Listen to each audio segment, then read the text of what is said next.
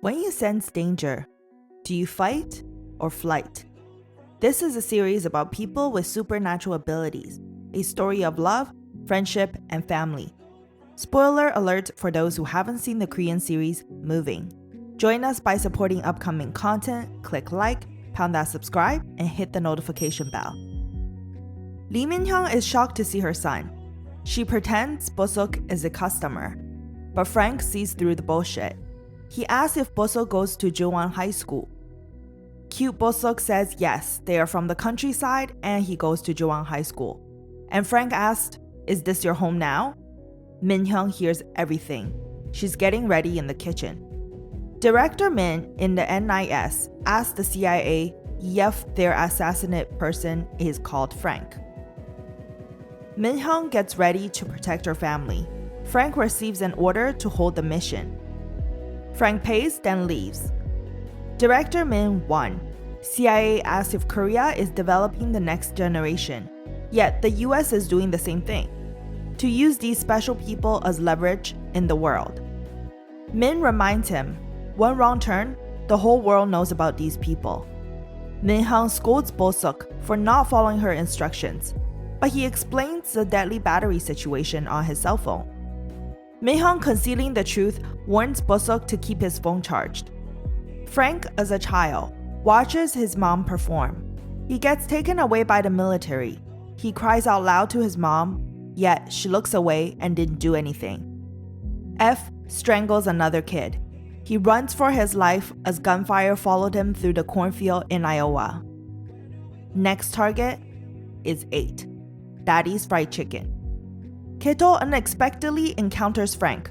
A near collision leads Keto to realize that Frank is his father's killer. He clears the bus.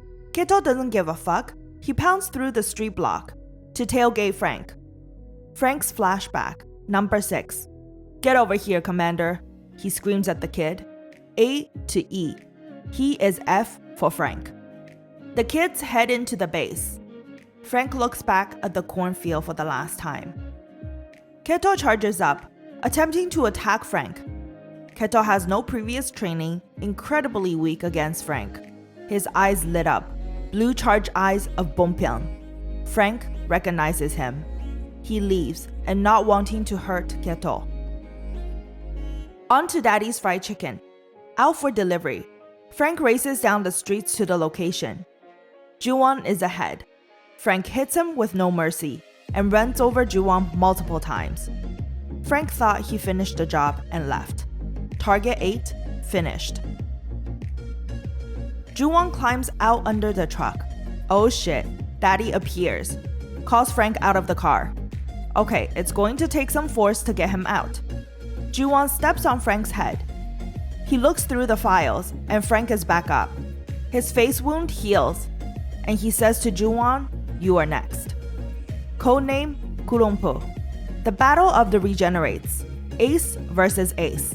They crack each other then heal. They do feel pain when they're injured. Frank knees Kurongpo's neck. It didn't take long for Daddy to be back on. The fight continues inside the back of the truck. It's wild. Reminds me of the movie Kung Fu by Stephen Chow. All this commotion, the truck tilts over. A metal pierces through Frank's neck. "Do you have children?" he asked. "Is your child in Jowon High School?" Jowon asked, "Who the fuck are you?" Frank responds, "My name is Iowa." As Kurongpo pounds on his face, the child at the cornfield takes a final glance at his life. Iowa is just a pawn all his life, being used for his abilities. Kurongpo sends a text, "Kill you." He burns the files and Iowa. 80 days left until graduation. Last semester, the kids need to work hard. Kyung-hoon, the class president, needs to collect everyone's phone. Kisu refused. Kiso blocks Kyung-hoon, mumbles about avenging his leg. Kisu continues to practice as Bosok focuses on studies. Min-hyung asks Bosok to be home ASAP lately. Kiju kicks a ball that cracked the floor. Haesoo goes to visit Bosok at night. He puts on a coat and flies out. Oh, this time he landed perfectly. Yoo Sung-wook asks Cho Yi-won about the kid's file. Iwon brushes him off. PE class. Shin Tae-won accompanies Hee-soo's practice for high jumps. A night, someone came in to mess with the basketball net screw. The net wobbles. Kyung-ho slams a birdie through Bosok's racket. The birdie split too. Kyung-ho told Bosok to pay attention. These boys are crushing really hard on Hee-soo. One final slam, the net falls down. Kyung-ho immediately dashes over in superhuman speed. Hee-soo looked back at Bosok. Bosok is bounded by his ankle weights. He is upset he couldn't save Hee-soo. This is all caught on Hyunbo's camera. She immediately posted online. Hee-soo smirks that his plan worked. News travel to NIS quickly. Wonko reports their immediate cleanup. Director Min is pissed. Superability cannot be exposed. While some kids are saying it's special effects, Daddy Jung-won sees this clip as well. Min-hyung also sees it on social media. Bong-sok reflects back to daytime. He attempts to fly outside. It's his first time he tries out his ability, smashing into the river and signs, slowly getting some control. His mom arrives. Bosok doesn't want to be bounded by his mom's worries. He wants to fly. He can fly, and he wants to be able to be himself. Then he could have saved Hee-soo. Min-hyung brought up his dad for the first time. Bosok only dreamt of his father flying towards him above the clouds. Story takes us to North Korea. Kang-hoo's clip is playing. A new mission starts. Would you expose yourself to save your friend? Join us by supporting upcoming content. Click like, pound that subscribe, and hit the notification bell.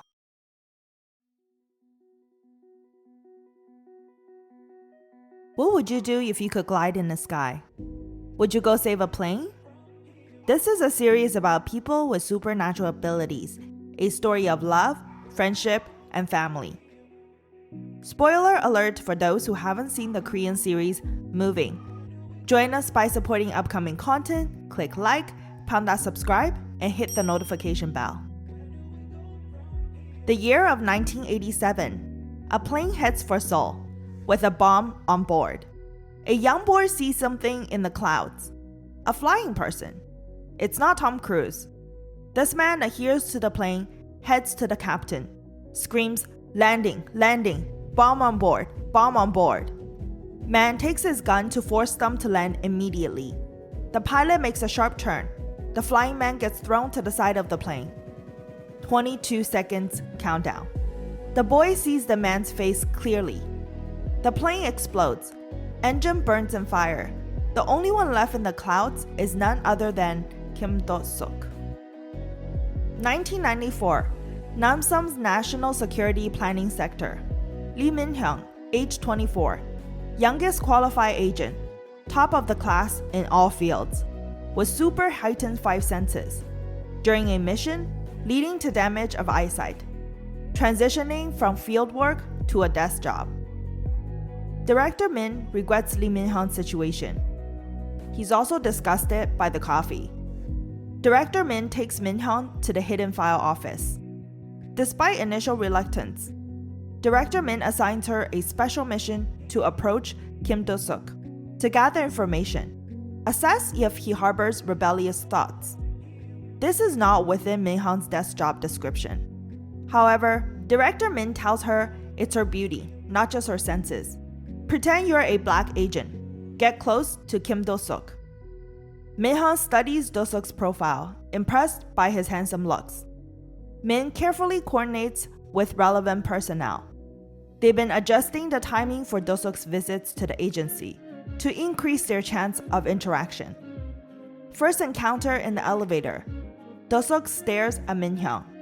Director Min assigned Do-suk and his partner, Jung-won, to come for shooting practice and reporting weekly. He will tell Min-hyung ahead of time. She carries her files and walks by her target naturally, and she stops for coffee. She pretends to fix her car in the parking lot, leaving impressions here and there. She stands near the coffee machine each time he arrives with his colleague, Kurongpu. She hears him and moves away. He heads back to Jung-won. Director Min changed reporting to twice a week. Ju-won is asked to stay. Do-seok can go. Director Min is like, what the F? I'm the boss. Why am I being questioned? Take your hands out of the pocket. There's too much damage during the mission. Ju-won needs to write out a thorough damage report. Min takes a sip of the shitty coffee again. Do-seok starts developing an interest in the attractive Lee Min-hyung, leading to their first encounter. Min-hyung hears him approaching. He hides his coins. She puts in her coin, gets the coffee, and turns around, just in time for their first encounter. Min-hyung introduces herself. Do-seok plays the old trick. Do you have any coins? While poor Ju-won is still writing damage reports upstairs, Director Min plays on the computer. Unknown to Min-hyung, this is actually not their first meeting. 2 years ago, during the Seagull operation, Lee Min-hyung posed as a singer to eliminate double agents. Ma Sung-gu leads this mission, separating agents and double agents with black tea and yellow tea. The boys praised about this female agent in training, top of every class. After this mission, she's officially a black agent. Mission changed on site. Black tea or yellow tea doesn't matter. Everyone needs to go. Ma Sung-gu follows orders. His partner leaked information to agents at the setup. One guy starts to sing. Sung-gu plays along and kills him. The real mission starts. A gas bomb goes off. Back to 1994, NIS. Ye Won-koo visits Director Min and told Secretary Kim her coffee is shit. Just boil the water and bring it in. Woon-kwang says there's a lot of good agents to use in her department. Director Min insisted because of Min-hyung's good looks, she suits for this mission. From that day on, Min-hyung has to stay overtime. Director Min also knows about the Seagull operation failure. He says he's using a chicken to catch a dog. Woon-koo's coffee making is not that good either. It needs more sugar. Min-hyung sees and hears Secretary Kim trying to figure out Director Min's coffee preference. Ju-won and Do-seok comes at night this time, noticing Min-hyung's white little car. Do-seok looks around for Min-hyung. Ju-won haven't caught on. Oh, there she is. Ju-won was about to pull the gun. LOL. Do-seok suddenly offers to help with her files. Ju-won's face is like, really bro? Elevator door closes on him. The coffee machine is on the first floor. Seagull mission 2 years ago. Everyone's getting killed off. So many innocent agents are being killed for no reason. 1994, back to Nansam NIS. Ju-won asked if the files are that heavy. Min-hyung says, yes, of course they are. In Korea, I think they need to speak differently to seniors in the workplace. Looking young, but she replies down to Ju-won. The disrespect.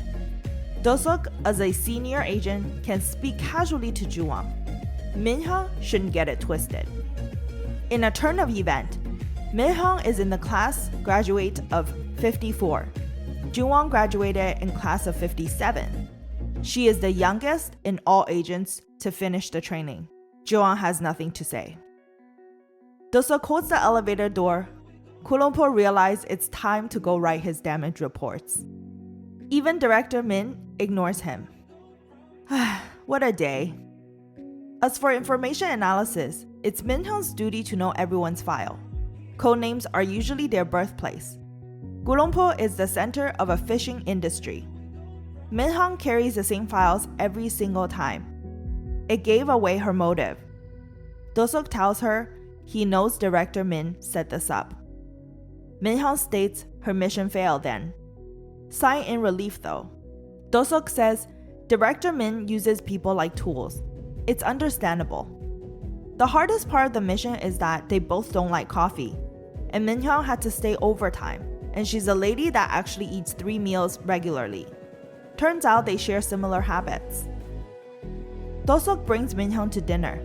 This place is 20 years in business, most famous for their pork cutlet. That's right, it's the real Namsam tonkatsu. He loves their sauce. Minhyun recites the exact ingredients. She has super senses. Dosuk is Minhyun's second failed mission. Dosuk only failed one mission previously. Walking under the cherry blossom tree, he told her, "We are only humans. Purposely failed missions are not failures." Gulongpo comes to ruin vibes. Dosuk accidentally drops all his coins as they get dropped off. 2 years later, Seagull mission. Minhyun replaced the toxin bomb with a flash bomb. She shot the locked door to let people escape. Mission lead Ma Sung-gu screams in the earpiece, "Eagle, what the fuck are you doing? You're not helping." Back to coffee time. Minhyun asks if it's because of her beauty. He didn't dodge her. To her surprise, Dosuk admits it. Wonku asks director Min, "Why are we assessing Kim Do-suk?" Min responds, "Agents are supposed to execute the mission. Why go out of the way to save people?" So, what is Do-suk's only failed mission? 2 years ago, after the Seagull mission was supposed to be assisted by a secret Eagle agent, the mission failed. Ma Sung-gu continues to scream into Eagle's earpiece. The eagle in the sky is Kim Do-suk. Would you follow the mission even if it goes against your morals? Could you accept the consequences? Thank you for watching. Join us by supporting upcoming content. Click like, pound that subscribe, and hit the notification bell.